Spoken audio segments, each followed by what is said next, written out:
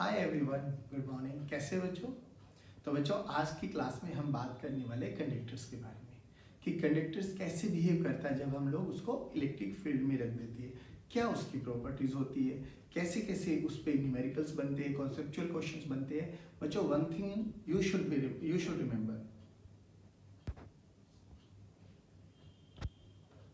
Hello everyone, good morning. कैसे हैं बच्चों? तो बच्चों, आज की क्लास में हम बात करने वाले कंडक्टर्स के बारे में। कंडक्टर्स जिसमें सबसे ज़्यादा कन्फ्यूजन होती है, आज कोशिश करेंगे कि आज की क्लास के बाद आपको ये कन्फ्यूजन ना रहे। चलिए, तो कंडक्टर्स कैसे बिहेव करता है जब हम लोग कंडक्टर्स को इलेक्ट्रिक फील्ड में रख देते हैं। तो उससे पहले कंडक्टर्स के बारे में बात करते हैं बच्चों। कंडक्टर्स में क्या होते हैं? फ्री चार्ज कैरियर्स इलेक्ट्रॉन्स होते हैं, और इलेक्ट्रॉन्स होते हैं बच्चों, तो इलेक्ट्रॉन्स फ्री होते हैं, यानी अगर उन पर फोर्स लगा तो वो दौड़ेंगे जरूर। तो बात यह है कि वो दौड़ेंगे किधर। मान लो कि इलेक्ट्रिक फील्ड इस डायरेक्शन में, जो कि हम बात इलेक्ट्रिक फील्ड की बात कर रहे थे, तो इलेक्ट्रिक फील्ड उस पर फोर्स लगाएगी, इलेक्ट्रिक फील्ड राइट की डायरेक्शन में है, तो इलेक्ट्रॉन्स किधर दौड़ेंगे? Opposite to the direction of electric field. बस एक पॉइंट तो ये याद रखना आपको। सेकेंडली, अब इलेक्ट्रॉन्स दौड़ेंगे तो क्या करेंगे? इलेक्ट्रॉन्स की दे आर बाउंडेड, कि वो उस कंडक्टर के सरफेस बाउंड्री तक ही दौड़ने वाले बच्चों। ऐसे नहीं कि वो उछल के बाहर चले जाएंगे ना।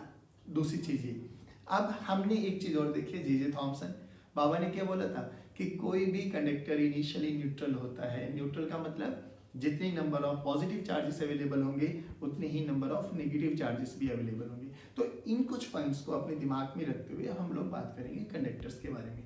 देखिए बच्चों, तो electric field inside a conductor when conductor is placed in uniform electric field. तो हुआ क्या बच्चों?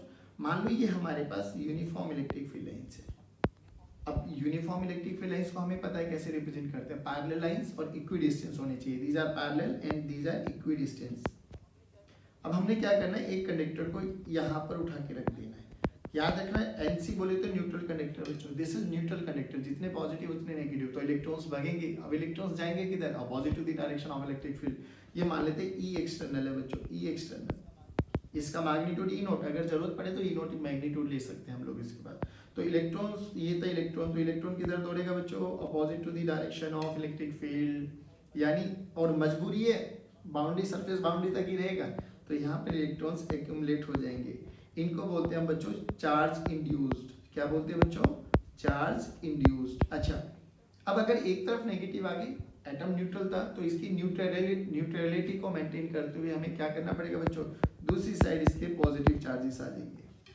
अब देखना, एक तरफ नेगेटिव एक तरफ positive. Properties of electric field lines आपको पता है कि पॉजिटिव से स्टार्ट होती है, नेगेटिव पे टर्मिनेट होती है। चलिए तो स्टार्ट कर देते हैं। एक अंदर भी इलेक्ट्रिक फील्ड बन गया बच्चों, जिसको हमने बोला ई इंड्यूस्ड। ध्यान रखना बच्चों, क्या बोला हमने इसको? ई इंड्यूस्ड। अब ई इंड्यूस्ड बनने से क्या हुआ बच्चों? ई इंड्यूस्ड बनने से क्या हुआ कि जो इलेक्ट्रॉन्स पहले दौड़ रहा था, जो इलेक्ट्रॉन्स पहले राइट में लेफ्ट में दौड़ रहा था, because of the presence of E external, अब एक ई इंड्यूस्ड और आ गई बच्चों। वो फोर्स किधर लगाएगी? वो इधर लगाएगी, अपोजिट टू द डायरेक्शन। अब लेफ्ट में ई इंड्यूस्ड, तो राइट में फोर्स लगेगा। तो फोर्स एक्सटर्नल लेफ्ट में लगा रही थी, फोर्स इंड्यूस्ड राइट में लगाएगी। अब जो ये इलेक्ट्रॉन पहले फ्रीली दौड़ रहा था ना, फ्रीली दौड़ रहा था, अब उस मजबूरी आ गई, एक इधर लग रहा है फोर्स, एक इधर लगा रहा है फोर्स, बट ये इंड्यूस इलेक्ट्रिक फील्ड आई तो इसी के कारण है ना, ये एक्सटर्नल इलेक्ट्रिक फील्ड। तो ये धीरे धीरे इसका मैग्नीट्यूड बड़ा होगा। इसका मैग्नीट्यूड पहले 0 था, फिर धीरे धीरे धीरे धीरे धीरे धीरे बड़ा होगा, और एक पॉइंट पे दोनों का मैग्नीट्यूड सेम आ जाएगा। जब दोनों का मैग्नीट्यूड सेम आ जाएगा तो इस इलेक्ट्रॉन पे क्या होगा बच्चों? इधर वाला फोर्स जिसको हम एक्सटर्नल इलेक्ट्रिक फील्ड के कारण बोल रहे हैं, और इधर वाला फोर्स जिसको हम इंड्यूस इलेक्ट्रिक फील्ड के कारण बोल रहे हैं, दोनों का मैग्नीट्यूड सेम हो जाएगा। मैग्नीट्यूड सेम होने से क्या होगा बच्चों? अब इलेक्ट्रॉन दौड़ेगा नहीं, अब इलेक्ट्रॉन नहीं दौड़ने वाला। यानी मैं कह सकता हूँ कि एफ नेट ऑन इलेक्ट्रॉन कितना हो गया बच्चों? 0। एफ नेट 0 हो गया, तो इसका मतलब जो ई नेट है, यानी इनसाइड कंडक्टर के अंदर इलेक्ट्रिक फील्ड, वो भी 0 हो गया। तो ई इनसाइड क्या हो गया बच्चों? 0। एक तो ये प्रॉपर्टी याद रखना है। अब ये ई इनसाइड कॉम्बिनेशन किस किस का? ध्यान से रखना सर। ई इनसाइड 2 के कारण था, इधर था हमारे पास ई इंड्यूस्ड और इधर था हमारे पास ई एक्सटर्नल। तो मैं लिख सकता हूँ वेक्टर फॉर्म में, E vector inside this is equal to E vector induced plus E vector external. ठीक है, दोनों का वेक्टर सम बराबर होना चाहिए, 0 होना चाहिए। तो मैं लिख सकता हूँ E external induced is negative time of E E external, ये पॉइंट याद रखना। अब देखिए इस पॉइंट पर जेई ने कैसे क्वेश्चन पूछा, बहुत सिंपल सा क्वेश्चन था। एक चीज और हमें याद रखनी है बच्चों, कोई भी पॉइंट सोर्स है, कोई भी पॉइंट सोर्स है, उस पॉइंट सोर्स के कारण जो इलेक्ट्रिक फील्ड होते हैं किसी भी पॉइंट पर, जनरल डिस्टेंस आर पे मान लेता हूँ, तो वो होती है के क्यू बाई आर स्क्वायर। देखिए जेई ने क्या क्वेश्चन पूछा, एक बार जेई ने क्वेश्चन पूछा कि एक चार्ज है हमारे पास जो कि outside the surface of the conductor, मतलब बाहर रखा हुआ है, और ये न्यूट्रल कंडक्टर है बच्चों। इस पॉइंट को ध्यान रखना, न्यूट्रल कंडक्टर का मतलब जितना पॉजिटिव उतना नेगेटिव, ठीक है। ये इसका सेंटर पॉइंट है और यहाँ से इसका रेडियस 2r मान लिया बच्चों। उन्होंने बोला ये r सेंटर पर, r दूरी पर, सेंटर से r डिस्टेंस पर, ये पॉइंट हमने ए मान लिया और ये वाला पॉइंट पी था जहाँ पर चार्ज रखा हुआ है। इन दोनों के बीच का जो सेपरेशन है वो डी हमें गिवन है बच्चों। बोला गया find induced electric field at A, find induced electric field at A. तो क्वेश्चन क्या बना गया बच्चों, find E induced at A। अब जैसे ही A पे इंड्यूस इलेक्ट्रिक फील्ड पूछी गई ना, अब बच्चों को एक ही पॉइंट याद है, electric field inside a conductor is zero. अब ये गलत है बच्चों, इलेक्ट्रिक फील्ड जीरो है क्यों, एक्सटर्नल प्लस इंड्यूस के कारण जीरो है ना, नेट इलेक्ट्रिक फील्ड जीरो है। तो याद रखना क्वेश्चन में क्या पूछा गया, क्वेश्चन में पूछा गया ई इंड्यूस बताइए। अब सिंपल सी बात है, देखिए ये एक पॉजिटिव चार्ज है, पॉजिटिव चार्ज है तो इलेक्ट्रिक फील्ड लाइंस तो जाएंगी जरूर, तो electric field lines A direction में है, radially outward you can see. तो this is E external, this is E external. तो इसको जीरो करने के लिए कंडक्टर के अंदर क्या होगा बच्चों, कंडक्टर के अंदर इलेक्ट्रिक फील्ड इस डायरेक्शन में आएगी, ई इंड्यूस्ड। हाँ ये वैलिड है, दिस इज वैलिड। अब देखो तो मैं कह सकता हूँ ई एक्सटर्नल का मैग्नीट्यूड ई इंड्यूस्ड के मैग्नीट्यूड के बराबर है, जो ई एक्सटर्नल है वही इंड्यूस्ड आ जाएगी नेगेटिव साइन के साथ, बस। अब ई एक्सटर्नल कितना, ये डिस्टेंस मान लेते हैं बच्चों x, तो electric field at A due to point P कितना हो जाएगा बच्चों, k q by x square.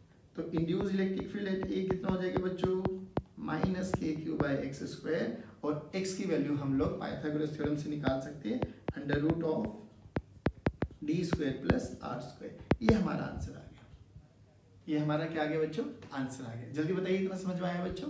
चलिए अब हम बात करते हैं electric potential inside a conductor. अब बात करेंगे इलेक्ट्रिक पोटेंशियल का क्या होगा। चलिए इलेक्ट्रिक फील्ड तो जीरो हो गया, अब बात करते हैं इलेक्ट्रिक पोटेंशियल क्या होने वाला। सिंपल सा फंडा बेटा, देखो वही हमारे पास यूनिफॉर्म इलेक्ट्रिक फील्ड लाइंस है, इसमें वही कंडक्टर को हमने रखा, ई इनसाइड हमारे पास जीरो हो गया बच्चों, ई इनसाइड क्या हो गया बच्चों, जीरो। ई इनसाइड जीरो हो गया तो बच्चों हमने क्या करना है, अब बात करते हैं पोटेंशियल कितना होगा सर अंदर।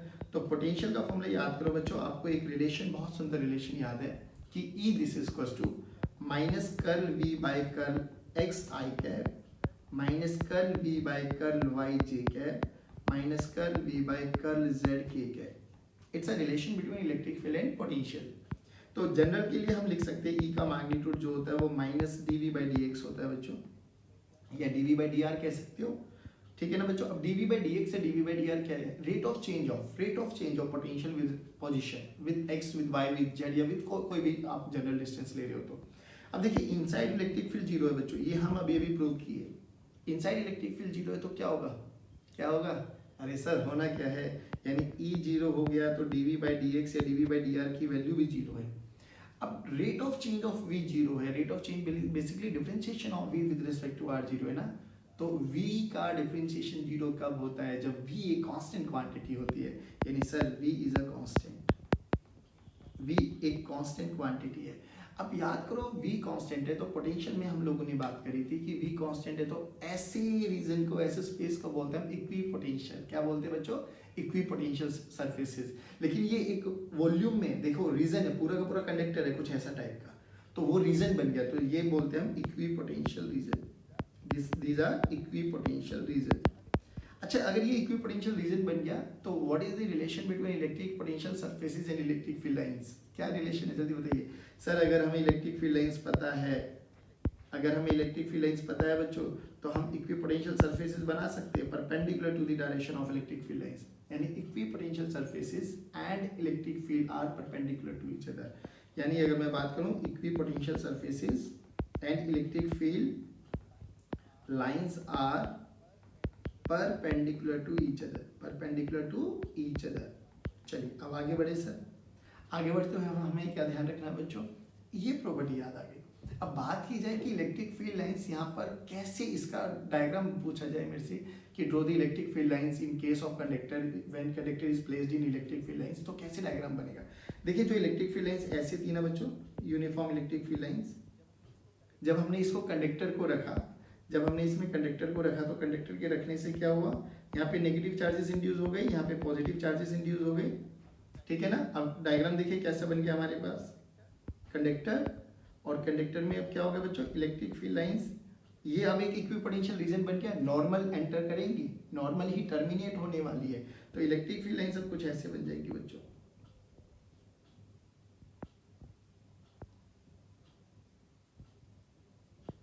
ठीक है। अंदर तो जीरो है, अंदर हम उसको रिप्रेजेंट नहीं करेंगे, ध्यान रखना बच्चों, और बहुत बारी क्वेश्चन पूछा जा चुका है ऐसे, यानी electric field lines will terminate and originate perpendicular to the surface of conductor. ये प्रॉपर्टी याद रखनी कि electric field lines will always terminate and originate perpendicular to the surface of conductor. ये कुछ प्रॉपर्टीज है जो आपको याद रखना है। ई जीरो होगा, वी कांस्टेंट होगा, इलेक्ट्रिक फील्ड लाइंस उस वाले इक्विपोटेंशियल रीजन पर हमेशा क्या रहने वाली है, परपेंडिकुलर रहने वाली है। जल्दी बताइए इतना समझ में आया बच्चों, अगर इतना समझ में आ गया तो अब देखते हैं variation of electric field with r, variation of electric field with r. अब इसका वेरिएशन में बस अभी हमें छोटा सा कॉन्सेप्ट याद करना है, ग्राफ हम आगे पढ़ेंगे जब हम लोग देखेंगे कि चार्ज जो होता है वो कहाँ पर डिसाइड करता है उसके बारे में जब, तो बस इतना याद रखना है कि अगर ये हमारे पास एक कंडक्टर है, इसके आर सेंटर्स, इलेक्ट्रिक फील्ड जीरो रहने वाली है, इलेक्ट्रिक फील्ड हमेशा जीरो रहने वाली है, और वी क्या रहने वाला है, कांस्टेंट, वी क्या रहने वाला है बच्चों, कांस्टेंट। ये चीजें हमें याद रखनी है। अब चलिए आगे बढ़ते हैं बच्चों। अब एक बहुत अच्छी प्रॉपर्टी है कि जब भी हम किसी भी कंडक्टर को चार्ज देते हैं ना तो उसके आउटर सरफेस पे रहता है। अब इसका मतलब क्या है, चाहे वो कंडक्टर सॉलिड कंडक्टर हो बच्चों, चाहे वो होलो कंडक्टर हो, कैसा भी कंडक्टर, जैसे ही वर्ड कंडक्टर आए ना तो आपके दिमाग की घंटी बज जानी चाहिए कि charges will always reside on the outer surface. देखिए अगर मैं बात करूं, ये हमारे पास एक कंडक्टर है बच्चों, ये हमारे पास क्या बच्चों, एक कंडक्टर, और ये कंडक्टर, ये बच्चों ध्यान रखना ये कंडक्टर है, यानी ये कंडक्टिंग मटेरियल से भरा हुआ है, ठीक है। इसका ये इनर रेडियस R1 मान लिया और आउटर रेडियस मैंने R2 मान लिया, सिंगल कंडक्टर है ये, समझ गया, होलो कंडक्टर, थिक होलो कंडक्टर। अच्छा अब क्या करना है, अगर मैं इसको चार्ज दे दूं बच्चों, अगर मैं इसको चार्ज दे दूं, इसको बोलते हैं हम outer surface, this is outer surface and this is inner surface. Property क्या कहती है कि कोई भी चार्ज दे दो आप, किसी भी कंडक्टर को चार्ज दे दो, वो हमेशा उसके आउटर सरफेस पे डिसाइड करने वाला है। अब इसको कैसे प्रूव किया जाए, प्रूव करने के लिए बहुत सिंपल सी लॉ आई हमारे पास, गॉस लॉ। क्या कहता है बच्चों, गॉस लॉ क्या कहता है, E dot d A must be equal to q in by epsilon naught, must be equal to q in by epsilon naught. ये हमारे पास गॉस लॉ है। अब सिंपल सी बात सुनो, मान लो ये हमारे पास वही कंडक्टर था, ठीक है बच्चों, और हमने मान लिया कि ये कंडक्टिंग मटेरियल है हमारे पास, एक थिक होलो कंडक्टर हमें गिवन है। हमने मान लिया कि लेट से, मान लेते हैं भाई, आप ही तो बोल रहे हो, हमने मान लिया इसके अंदर इलेक्ट्रिक चार्ज है, इसके अंदर हम लोगों ने कुछ चार्ज मान लिया बच्चों, कुछ चार्ज हमने मान लिया कि इसके अंदर क्यू चार्ज है, तो बाहर कितना बचा होगा, क्यू माइनस क्यू, क्योंकि चार्ज की कंजर्वेशन वाली प्रॉपर्टी को याद है भाई, टोटल चार्ज क्यू दिया था, हमने माना कि इसके अंदर भी चार्ज हो सकता है, कोई बड़ी बात नहीं। अब अगर इसके अंदर चार्ज होगा तो बच्चों चलो इलेक्ट्रिक फील्ड भी होगी, इलेक्ट्रिक फील्ड होगी। अब हमने इसको सोल्व करने का तरीका देखिए, we draw a Gaussian surface, हमने जो ये रेड वाला दिखाई दे रहा है, this is Gaussian surface just outside the inner surface, यानी इनर सरफेस जो ये ग्रीन वाली लाइन आपको दिखाई दे रही है, इसके जस्ट बाहर हम लोगों ने गॉसियन सरफेस मान लिया। और याद क्या रखना बच्चों, जो गॉसियन सरफेस है वो कंडक्टर के अंदर है, और कंडक्टर के अंदर इलेक्ट्रिक फील्ड कितनी होती है बच्चों, जीरो। चलिए अब लगाइए ये वाला फॉर्मूला, ये वाला फॉर्मूला क्या कहता है बच्चों, ई तो जीरो आ गया, ई तो जीरो हो गया, क्यों, क्योंकि कंडक्टर के अंदर है, तो ये वाला फैक्टर तो जीरो हो गया, ये वाला फैक्टर जीरो हो गया, तो बच्चों ई डॉट डी ए फ्लक्स के बराबर होता है, यानी फ्लक्स जीरो हो गया, फ्लक्स जीरो हो गया यानी Q in by epsilon not zero हो गया, यानी एप्सिलॉन नॉट तो जीरो नहीं हो सकता क्योंकि वो तो मीडियम की प्रॉपर्टी है, तो यानी क्यू इन जीरो हो गया। यानी कोई भी चार्ज आप किसी भी कंडक्टर को देते हो इनर सरफेस पर भी, वो भी आउटर सरफेस पे ही डिसाइड करने वाला है। ये बहुत इंपॉर्टेंट प्रॉपर्टी है बच्चों। अच्छा, चाहे वो होलो कंडक्टर हो चाहे वो सॉलिड कंडक्टर हो, याद करो 11th स्टैंडर्ड में हम लोगों ने बात करी थी सरफेस के लिए we defined surface charge, surface mass density, और वॉल्यूम के लिए we defined rho volumetric charge mass density. लेकिन यहाँ पर क्या देखा, चाहे कंडक्टर होलो हो चाहे कंडक्टर सॉलिड हो, we always define surface charge density. तो ये याद रखना, we always define sigma for conductors. क्यों? क्योंकि अल्टीमेटली कंडक्टर्स के केस में सारा का सारा चार्ज कहाँ डिसाइड करता है बच्चों? सरफेस पर। तो वी ऑलवेज डिफाइन सिग्मा, चाहे सॉलिड आ जाए चाहे होलो आ जाए, कंडक्टर आते ही चाहे किसी भी आर्बिट्ररी शेप का आ जाए। मैं ये नहीं बोल रहा कि वो हमेशा स्फीयर फॉर्म में आएगा, किसी भी आर्बिट्ररी शेप का, ऐसे कंडक्टर आ जाए, ऐसे कंडक्टर आ जाए, किसी भी आर्बिट्ररी शेप का कंडक्टर क्यों ना आ जाए, चार्ज हमेशा उसके आउटर सरफेस पर ही रहने वाला है। चलिए बच्चों अब देखते हैं। तो हमने देख लिया we define sigma for surface charge density. Surface charge density हमें डिफाइन करनी होती है। चलिए बच्चों, आई होप ये लेक्चर आपको समझ में आया होगा। मिलते हैं कल नए लेक्चर के साथ, नए कॉन्सेप्ट के साथ। Till then take care, God bless you, जय हिंद, जय भारत।